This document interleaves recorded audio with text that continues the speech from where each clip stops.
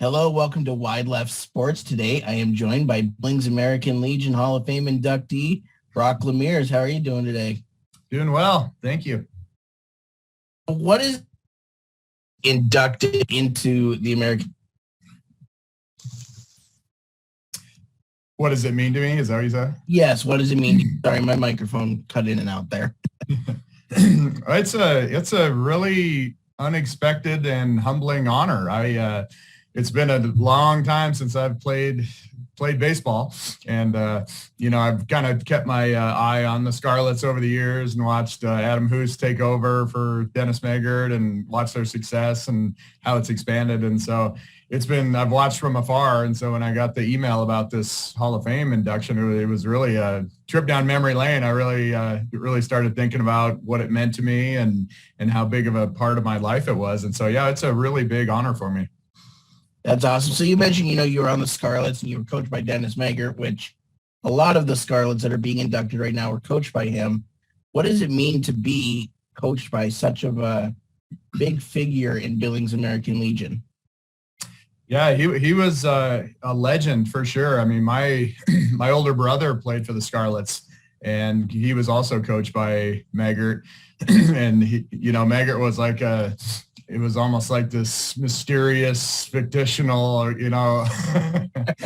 figure within baseball, and everybody had their war stories about him, and everybody had their stories of running the track and all these antics that he would do. And so when you first met him, it was extremely intimidating. He lived up to all the expectations of it.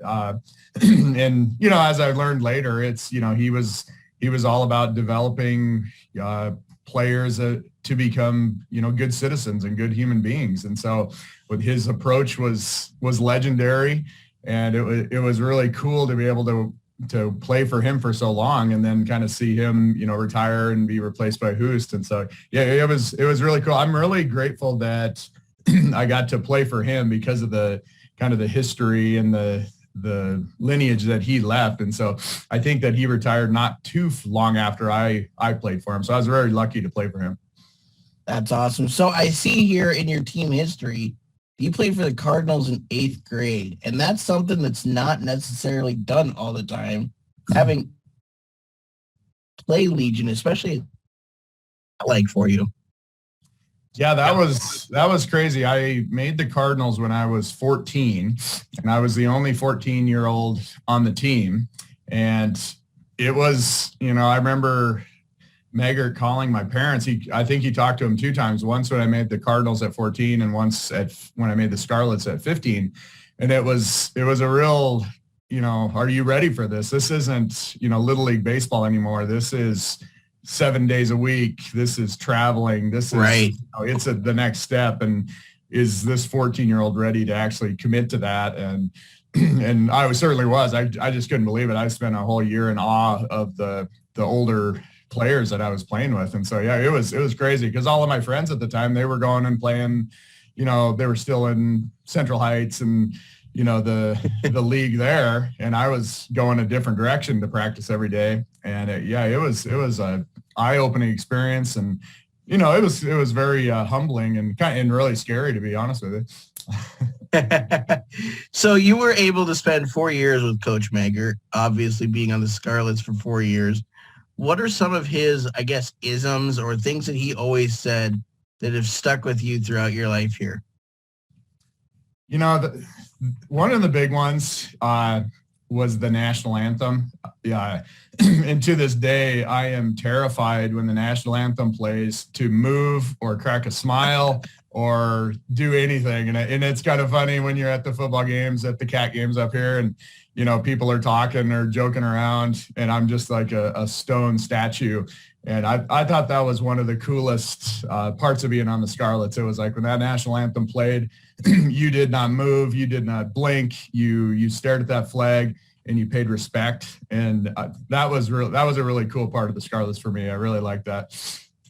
That's awesome. So you mentioned your favorite baseball memory here of being on the Scarlets is winning the state championship in Cobb Field in 93. Run me through that and what makes that your favorite baseball memory? Yeah, that was awesome. I mean, we it was a tournament in a different city, and we ended up getting to the championship, and we played against the Royals. And so then when they decided this is stupid for us to be out of town, so let's go back to Billings. So we came back to what was then Cobb Field, which has its own history and prestige behind it. And so that was an honor to, here you are, you're playing for the state championship against your crosstown rivals, all these people that I had played against now for 4 years at that point. And, to be able to win that and then, do the dog pile like we'd always hoped to do, that we see people do after the World Series and win the pennant. And so being able to do that was just amazing. Yet Cobb Field was amazing. And then against the Royals was just the icing on top. For sure. So what are you up to now that you're, obviously done with baseball? You've gone to college at Wyoming and Colorado and all of these different places. What are you up to now? Yeah, so now I'm a professor of electrical engineering at Montana State in Bozeman, and I've been here for, 17 years. And so I spend my time teaching electrical engineering and doing research. And right now my research is focusing around building computers for NASA that can withstand, the harsh environment of space.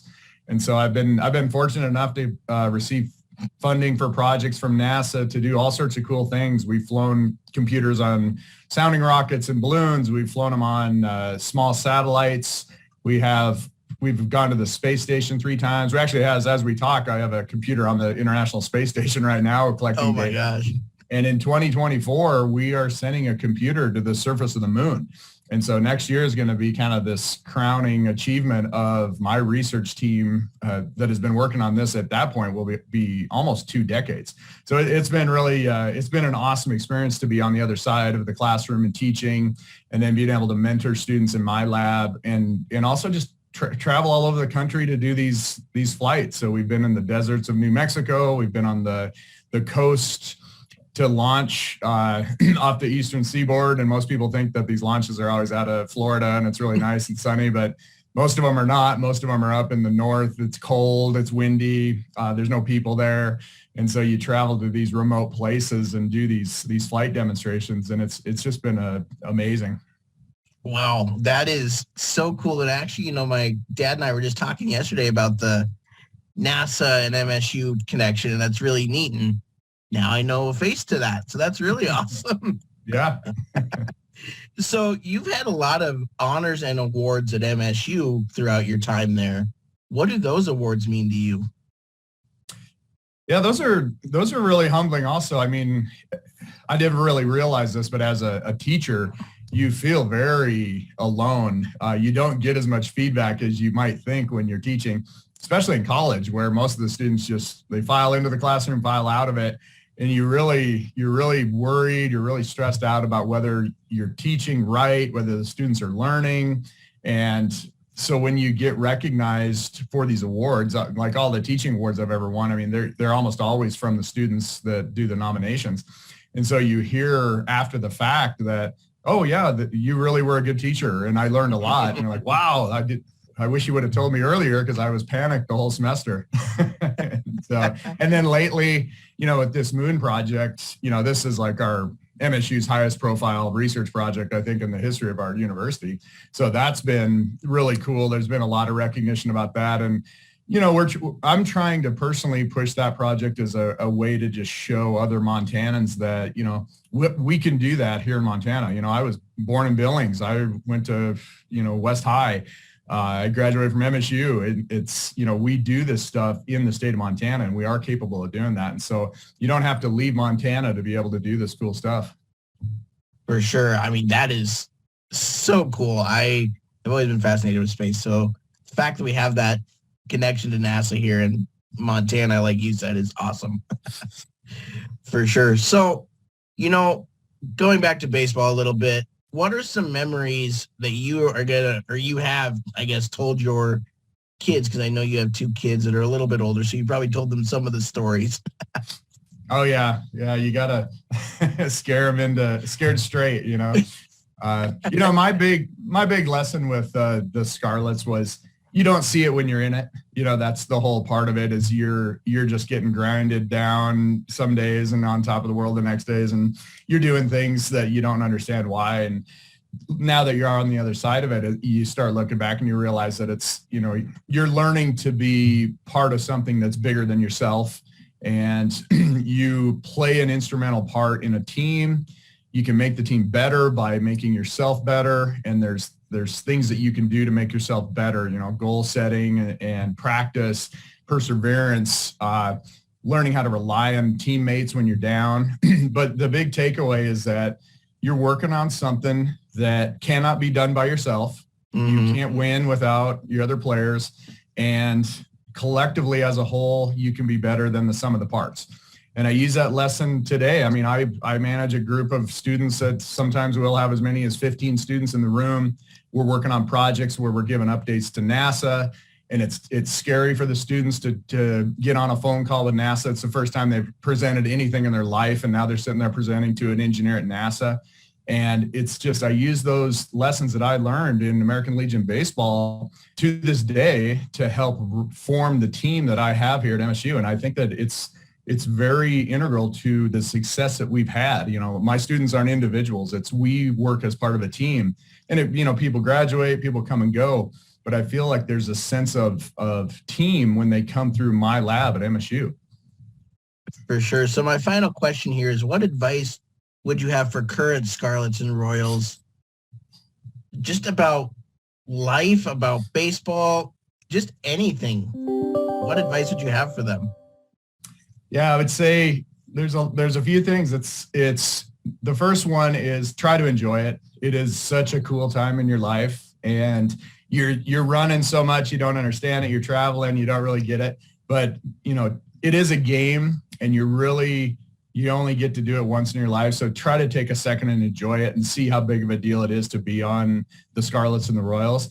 And the second one is, no matter how crazy you think your coach is, the things that he's doing, just listen to him and just do it, because those coaches are doing something to make you a better person, a better citizen. And you won't see it until you're a lot older. But when you are older, you're going to look back and say, man, I am glad that they did that. They're sacrificing so much to be around the players at this point. I mean, it is a time-consuming job. And I'm so grateful that they are willing to do that. So just take a minute to enjoy it and listen to your coach. Awesome. Well, Brock, I want to thank you so much for your time this morning and coming on. And I can't wait to get you inducted in April to the Billings American Legion Hall of Fame. It'll be awesome. Okay. Thanks, Mitch. Thanks. Have a great rest of your day. All right. You too.